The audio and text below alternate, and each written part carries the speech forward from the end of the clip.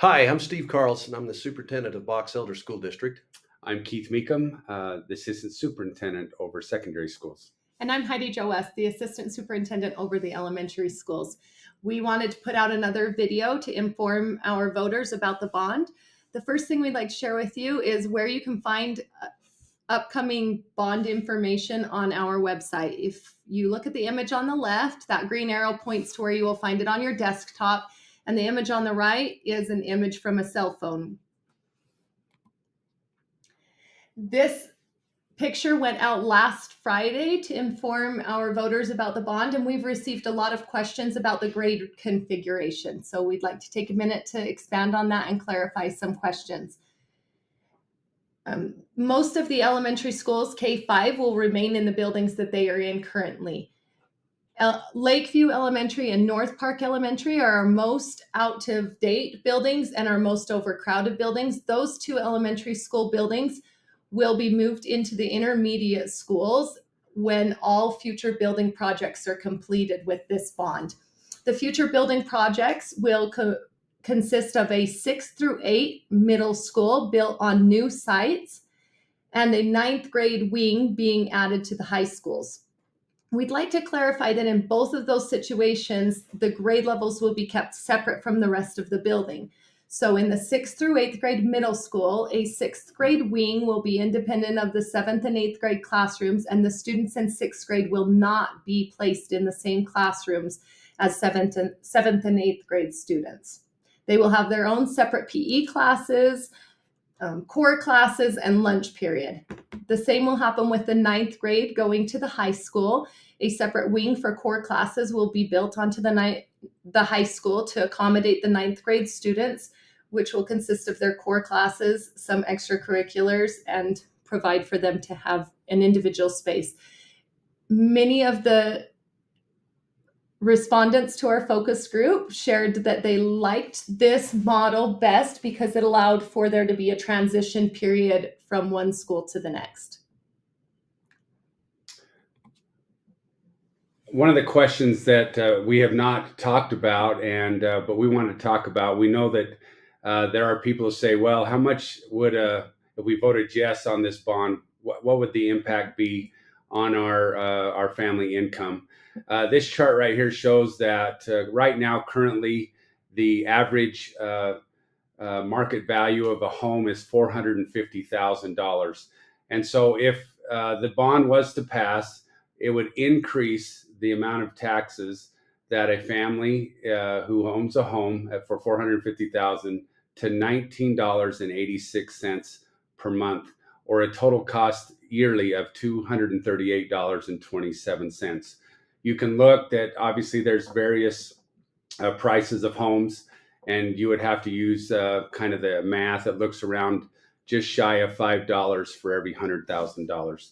From a commercial standpoint, if there's a commercial business per $100,000 of market value, it would increase just over $8 a month, or just under $100 per year. We obviously, one of our strengths in our county is all the farmlands we have associated with Box Elder County. And since every land is categorized as a different type, this category shows the irrigated, orchard, meadow, dry, grazing, and non-producing. And that obviously was something that you apply to this, you would understand how your land is taxed, but wanted to show this as well at this time. Okay, the last chart is a bar graph that explains the current bond that we're paying off, which is in green, and then the proposed bond, which would be in red. In 2007, the voters in this county voted to pass a bond for between $70 and $80 million, and that ended up being an increase in the taxes of folks with the $450,000 home of about $109 a year, or $9 a month. And you see that in the green. That particular bond will be paid off completely in 2029. So that's why we're going for this bond right now, to be able to just build off of the strength that we've already got some of that going out. And as you see, the red on top of the green in 2025, 26, 27, and 28, at that point, we would just be paying interest. And then once we hit that 2030 mark, we'd be paying the full payment. And so when we say that the tax increase is the 238 a year, it's the increase on top of the green that you see. So in all actuality, when you get to 2030, we'll be paying a complete payment of $347 a year or $28.90 a month to help us pay for the $220 million bond. And this graph, as you can see, we have about 16 years that we pay that full payment.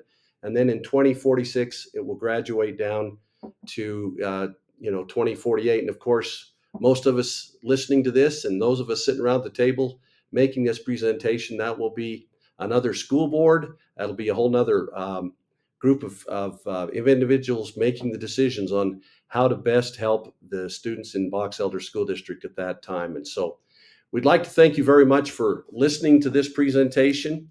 Once again, as Mrs. West talked about, go to our webpage, look at this constantly, this bond information update, because anytime we put anything out, we're going to put it in here. Look for upcoming dates when we go out and have town hall meetings, when we have online discussions about this information. We'll have a lot of Q&A. Our hope is to give you every single bit of information and every explanation that we possibly can. Answer questions. We want to make this as transparent and visible as it possibly can be. So thank you for supporting Box Elder School District, and we appreciate all you do, and we look forward to you voting on November 5th. Thank you.